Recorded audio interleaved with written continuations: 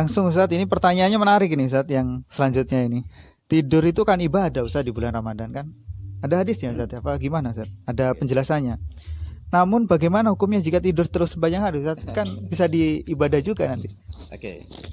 Nah ini biasanya yang viral gitu ya, viral di masyarakat, viral disampaikan oleh para penceramah bahwa tidur orang yang berpuasa itu ibadah, kemudian mengutip hadis naumus shaimi ibadatun wa sumtuhu tasbihun, itu ya, wa amalahu mudha'afun wa du'auhu mustajabun, ya, wa apa terakhir itu, wa dambuhu maghfurun. Nah hadis ini ya, itu kalau dalam kajian ilmu hadis, hadis ini palsu sebenarnya. Ada di dalam riwayat Imam Al-Baihaqi dalam Syu'abul Iman, memang ada. Tetapi Imam Al-Baihaqi sendiri juga mengkritik hadis itu, ya. Kemudian diriwayatkan juga, ditulis juga oleh Imam As-Suyuti dalam Jami' As-Shaghir. Meskipun Imam As-Suyuti itu kemudian hanya menulis hadis ini dhaif, catatannya itu. Nah, karena hanya mengatakan dhaif itu, kemudian Imam Suyuti itu dikritik oleh para ahli hadis, kritikus hadis yang lain, ya. Itu mengkritik. Ini kurang jelas, hanya bilang dhaif itu. Tidak hanya dhaif, ini palsu gitu kata para ulama itu. Kenapa palsu? Karena dalam riwayatnya, dalam Syu'abul Iman tadi itu ada, kalau nggak salah ada dua rawi, gitu ya, Ma'ruf bin Hisan sama An-Nakhai kalau nggak salah. Itu adalah rawi yang dicap sebagai kadzab, orang yang pendusta, mendustakan hadis, ya. Nah, karena adanya rawi ini, maka hadis ini dalam kajian ilmu hadis itu dihukumi sebagai hadis palsu. Nah, hadis palsu itu dalam hal apapun itu tidak bisa dijadikan sebagai dalil ataupun hujjah, tidak bisa diamalkan, ya. Mungkin kalau dhaifnya itu dhaif yang ringan, ya, lemahnya ringan, itu masih bisa dalam fadhilul amal, tetapi kalau sudah palsu itu tidak bisa. Akan tetapi meskipun ini palsu, ya, itu bisa saja tidur kita itu bernilai ibadah, bisa, ya. Diam kita bernilai ibadah, tasbih juga bisa, ya. Yang penting tidak mendasarkan kepada hadis palsu tadi, ya. Yang salah adalah mendasarkan kepada hadis palsu. Kapan tidur kita bisa bernilai ibadah? Ketika tidur itu digunakan untuk kepentingan ibadah. Saya tidurlah malam misalnya, biar nanti jam 2, jam 3 bisa bangun untuk tahajud, ibadah, ya. Saya tidurlah daripada saya tidak tidur, nanti banyak ngomong, nanti saya banyak maksiat, ibadah, ya.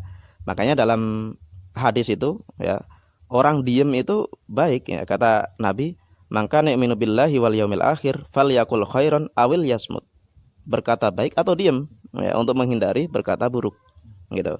Nah, pada posisi-posisi itu semuanya bisa bernilai ibadah, ya, tanpa harus mendasarkan pada hadis yang dinilai palsu tadi, gitu ya. Jadi dalam hal ini kita harus pintar-pintar mendasarkan atau menempatkan bahwa tidur itu ibadah. Nah, jangan kepada hadis tadi, tetapi pada dalil-dalil logika, seperti tadi. Nah, itu bisa, gitu ya. Oke. Lalu Ustadz, ini ada berapa ini? 3 pertanyaan lagi Ustadz. Mungkin langsung Ustadz, bisa saya pertanyakan 3 ini, langsung dijawab 3. Bagaimana hukum minum obat pencegah haid agar puasa penuh Ustadz? Kalau misalnya istri saya mengkonsumsi ini, saya tanya alasannya, biar puasa terus 30 hari, biar tidak ada yang bolong misalnya. Terus kemudian pertanyaan selanjutnya, apa Lailatul Qadar dan bagaimana ciri-cirinya? Dan terakhir Ustadz, ini mungkin yang penting, sangat penting bagi kita semua setelah menjalani puasa di bulan Ramadan ini, apa saja tanda-tanda puasa yang diterima oleh Allah? Kalau kita puasa yang diterima oleh Allah itu tanda-tandanya bagaimana Ustaz? Oke, pertama tadi adalah meminum obat, ya, untuk mengatur siklus haid, ya. Ini bagi perempuan, ya. Sebenarnya kalau masalah ini, ya, kalau di kitab-kitab turos, ya, ulama-ulama dulu memang tidak ada yang membahas itu, ya. Tapi belakangan memang seiring dengan teknologi yang semakin maju, ya, pengobatan yang semakin maju, itu memang ada, ya. Nah, terkait hal ini ada beberapa ulama, misalnya Al-Hafnawi misalnya, orang Mesir itu, profesor, itu mengatakan boleh, ya, karena memang tidak ada dalil yang melarangnya. Boleh, ya. Boleh kita mengonsumsi ini Sama halnya ketika orang haji itu kan juga untuk menghindari biar tidak haid ya, kemudian mengganggu proses ibadah haji, itu juga dibolehkan. Ya, itu boleh. Tapi dengan catatan. Catatan apa? Obat tersebut ya yang diminum itu tidak mengganggu kesehatan. Ya, tidak ada efek sampingnya gitu ya. Tidak ada efek yang mengganggu kesehatan. Kalau sampai mengganggu kesehatan maka tidak boleh. Nah, gitu ya. Nah, maka dalam hal ini itu beliau membolehkan dengan catatan tadi ya. Maka bagaimana kita bisa menilai ya tentu dari dokter, resep dokter. Apakah dokter menilainya aman atau tidak? Ya, kalau aman silahkan ya. Tetapi yang perlu saya sampaikan lebih jauh daripada itu sebenarnya orang haid ya itu kan diberi kelonggaran ya, untuk tidak sholat ya dan tidak berpuasa ya ketika bulan Ramadan. Maka itu sesuatu yang sebenarnya sudah sunatullah dari Allah gitu, fitrah perempuan. Maka alangkah lebih baiknya fitrah itu ya udah dibiarkan saja, tidak perlu kita melakukan hal-hal semacam itu ya. Kecuali kalau memang dalam haji tadi itu memang mungkin kita sulit ya, karena apalagi orang Indonesia misalnya, masa harus mengulang kan gitu. Tapi kalau dalam puasa ya saya kira tidak perlu.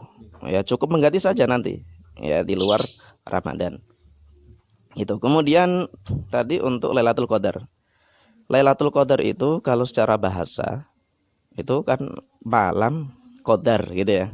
Qadar ini kalau kita baca dalam Tafsir Al-Misbah karya Profesor Quraisy Shihab itu ada 4 makna. Pertama bermakna penetapan ya, yaitu penetapan malam, penetapan takdir manusia. Gitu. Makanya takdir itu kan artinya ketetapan. Ada lagi yang memaknainya dengan pengaturan ya. Allah mengatur jalan hidup Nabi Muhammad, dakwah Nabi Muhammad. Ya, itu terjadi pada malam itu. Ada lagi yang mengartikannya dengan malam yang sempit. Qadar itu diartikan sempit. Kenapa? Karena pada malam itu para malaikat itu turun ke bumi. Maka saking banyaknya itu kemudian menjadi sempit. Nah, ada lagi yang makna terakhir ini yang biasanya kita pahami adalah malam kemuliaan, ya, malam yang mulia. Mulianya dari mana? Ya banyak sisi. Nanti diantaranya adalah dalam ayat surat Al-Qadar itu bahwa malam Lailatul Qadar adalah lebih baik daripada 1000 bulan, ya. Lebih baik itu artinya bukan berarti 1000-nya, tapi lebih dari 1000. Bisa 1001, 1002 dan seterusnya. Ya, ini menunjukkan bahwa ini malam yang sangat baik, gitu ya. Nah, karena baik ya tentu nanti kalau kita mendapatkannya ya itu keberkahan bagi kita. Ya. Nah, bagaimana ciri-cirinya ya? Ciri-cirinya kalau dalam karena malam Lailatul Qadar ini adalah malam yang rahasia sebenarnya, ya. Kita tidak tahu, ya kita tidak tahu. Apakah kita mendapatkannya? Kita juga nggak tahu misalnya. Ya sulit untuk kita ketahui karena sesuatu yang gaib. Maka oleh para ulama meskipun disebutkan katanya misalnya malam itu mendung itu terang gitu ya, tidak ada hujan. Ya itu ya bisa jadi iya, bisa jadi enggak karena memang tidak ada hadis yang secara spesifik menjelaskan itu. Tapi saya ingin menyampaikan dalam surat Al-Qadar itu ada di antara ciri-cirinya. Apa itu? Salam ya. Salamun hiya hatta matla'il fajr. Nah, salam di sini diartikan adanya rasa aman, adanya rasa nyaman dalam hati orang yang mendapatkan. Gitu ya. Jadi orang-orang yang mendapatkan itu ciri-cirinya adalah perasaan yang nyaman, perasaan yang bahagia, yang tentram dalam hatinya. Gitu. Itu dalam ayat tersebut ya. Tetapi tadi kembali lagi bahwa itu adalah sesuatu yang gaib. Kita kesulitan untuk mendapatkannya. Nah, karena kita kesulitan ya saya kira tidak perlu kita mencari-cari kemudian hanya pada malam 21, 23, 25, 27, 29 saja kita beribadah dengan sangat tinggi, tapi di malam lain enggak ya. Coba kenapa kita enggak setiap hari saja? Gitu ya. Iya, harusnya kita setiap hari. Kalau kita setiap hari kan otomatis ketika malam itu datang. Nah, secara otomatis ya. Kalau kita hanya menjaring hanya pada malam-malam itu, ya kalau kena. Kenapa kita tidak menjaring seluruhnya? Ya, seluruh malam Ramadan kita berbuat dengan yang maksimal gitu. Nanti kan otomatis kita akan kena semua. Gitu. Dan itu justru malah lebih baik daripada hanya memilih satu malam saja ya. Itu. Kemudian yang terakhir tadi adalah diterimanya puasa ya. Sebenarnya puasa ini ya secara hukum fikih itu kan ketika kita sudah tidak makan, tidak minum, kemudian mengekang nafsu syahwat ya, itu ya sudah sah ya, secara hukum fikih sudah sah. Artinya kewajiban untuk berpuasa itu sudah gugur. Hanya saja memang puasa ini kan diidealkan, tujuannya adalah la'allakum tattaqun, bertakwa. Maka memang idealnya seharusnya ya puasa itu ya harus meningkatkan ketakwaan kita. Kalau kita puasa hanya lewat saja ya, maka ya tujuan itu tidak akan diraih ya. Karenanya saya sering menyampaikan bahwa ada 4 tipe ya, 4 tipe orang Islam ketika bulan Ramadan. Ada orang yang berdosa, yaitu orang yang nggak puasa ya. Ada orang yang hampa puasanya, yaitu orang yang puasa tetapi masih melakukan kemaksiatan, berkata bohong, masih korupsi, masih melakukan maksiat ya.